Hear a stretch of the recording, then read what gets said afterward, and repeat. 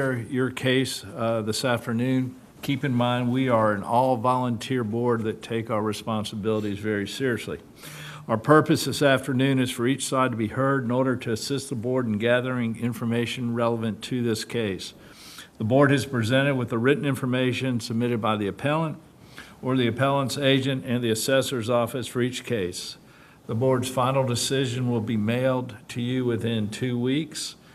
We'll hear from the assessor's office first, then from yourself, sir, and then you'll have the opportunity to ask questions. The board will have opportunity to ask questions, and the assessors will have opportunities to ask questions of you.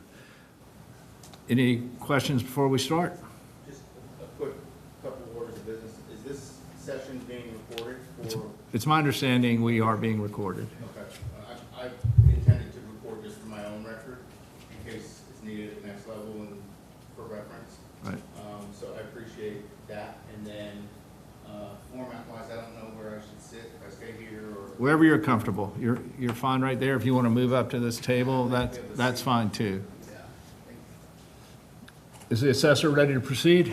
Yes, sir.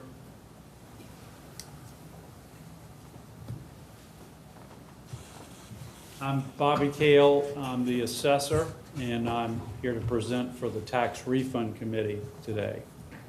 This is an appeal of a Tax Refund Committee decision.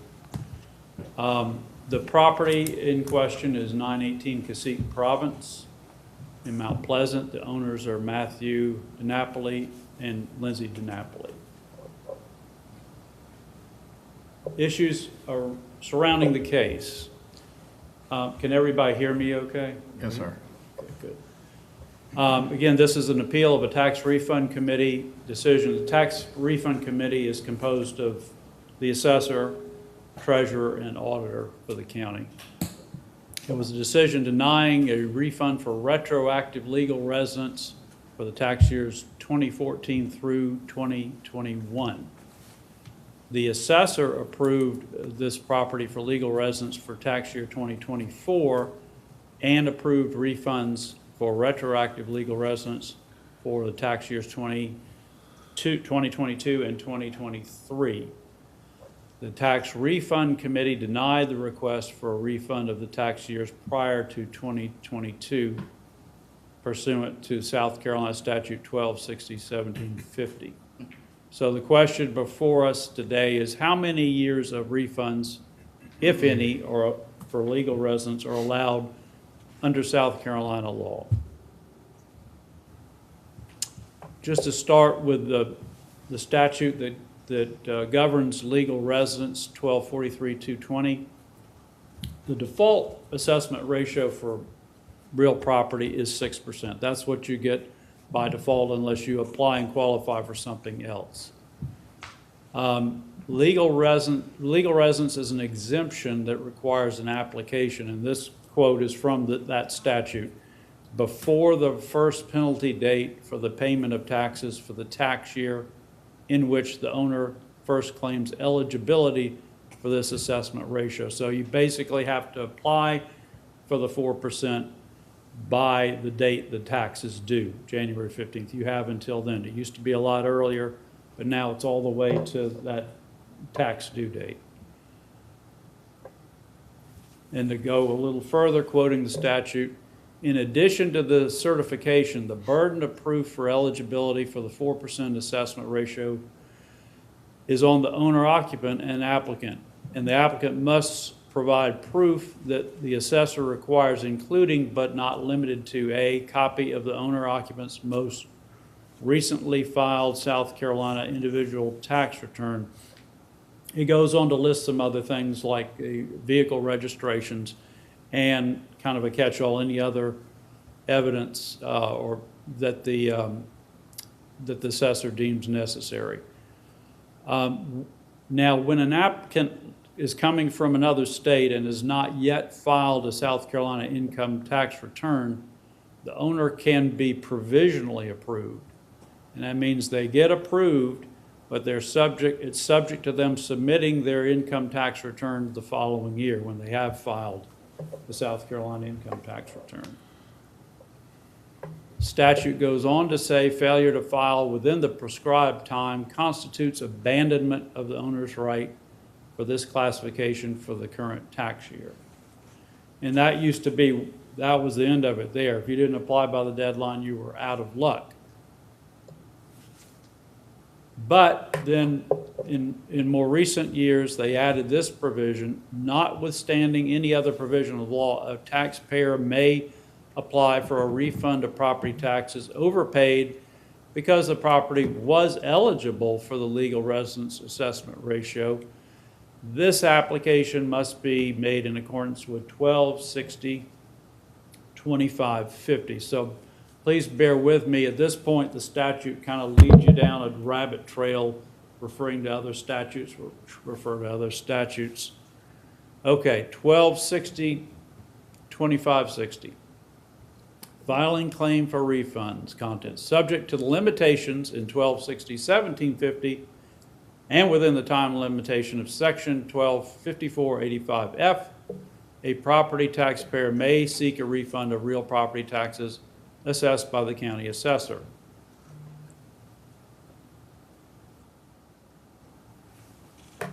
Okay, let's see what 1260-1750 says. Refund of property taxes. Notwithstanding any other provision of the law, no refund of property taxes must be given for a property tax exemption requiring an application unless the application was timely filed, or for errors in valuation unless the assessment was appealed in accordance with 1260-2510. For the purposes of this item, the taxation of exempt property is not an error in valuation. So it would appear we're at a dead end. How do you get a refund? Well, let's see what the other one they referred to says, 1254-85. Time limitation for assessment of taxes or fees, exceptions, except as provided in subsection D, which refers to income taxes. Claims for credit or refund must be filed within 3 years from the time the return was filed, again a reference to income taxes, or 2 years from the date the tax was paid, whichever is later. If no return was filed, a claim for credit or refund must be filed within 2 years from the date the tax was paid. A credit or refund may not be made after the expiration of the period of limitation prescribed in this item for filing of a claim for credit or refund unless the claim for credit or refund is filed by the taxpayer or determined to be due by the department within that period.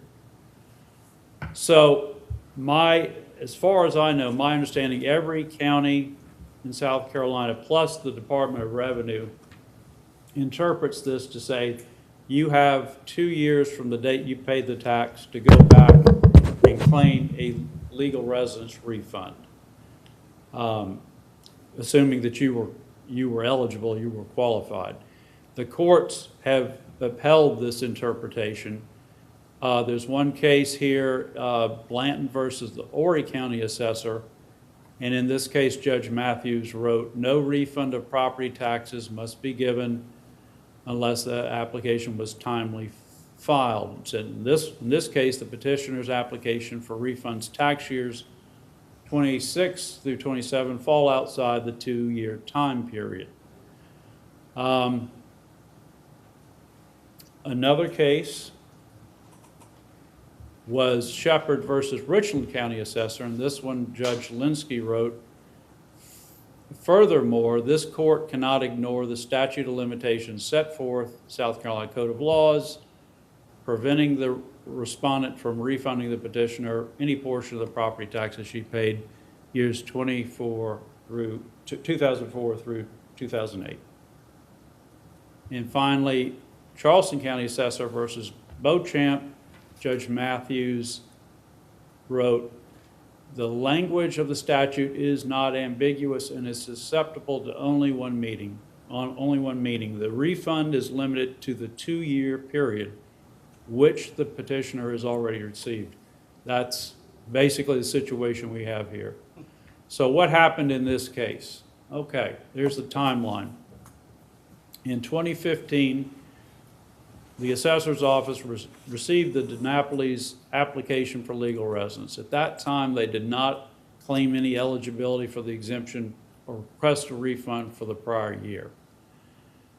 A few weeks later, the assessor provisionally approved the DeNapoli's application and advised them by letter that they would be required to submit their federal and South Carolina state income tax returns for 2015 the following year, or they would lose the exemption.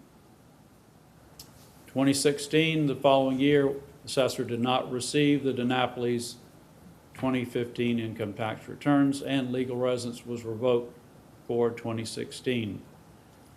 So then 8 years goes by, the DeNapoli's are paying their taxes at the 6% ratio. We didn't hear anything from them until 2024. In February, they applied and were approved for the property tax installment payment program. Then a few months later, we received at the assessor's office another application for legal residence from the DeNapoli's, as well as a packet claiming an entitlement to what they call the 4% homestead exemption for years 2014 through 2022. So in July, end of July 2024, the assessor, we approved the DeNapoli's application for legal residence for 2024 and retroactively for 2022 and 2023. Again, that 2-year window. The packet that they had sent requesting the other years of refunds went to the Tax Refund Committee. In September, the Tax Refund Committee, again composed of the auditor, treasurer, and assessor, sent the DeNapoli's a letter denying their request for refunds prior to tax year 2022. Then that decision was appealed to this board. In January 2025, end of January, DeNapoli's were removed from the installment payment program after missing the final payment for the 2024 taxes. And February 6th, the DeNapoli's request a waiver of the penalty for the late payment of 2024 taxes. Now that issue, that's a separate issue with the Tax Refund Committee. That's not before you today, but it's been mentioned, so I thought it might come up, so I just included it in the timeline. The summary, the assessor acted appropriately, granting provisional legal residence in 2015, and then revoking legal residence in 2016 when the taxpayers did not submit their 2015 income tax returns. The assessor acted appropriately again in 2024, granting legal residence for 2024 upon receiving that second application, and that application was complete. It had South Carolina income tax returns and everything else, and granting the 2 years of refunds that the law allows upon request. There are no further refunds allowed by state law. This is just a copy of the letter, the provisional approval letter that we sent them that advises them that they will have to submit their 2015 income tax returns or they will lose the legal residence classification.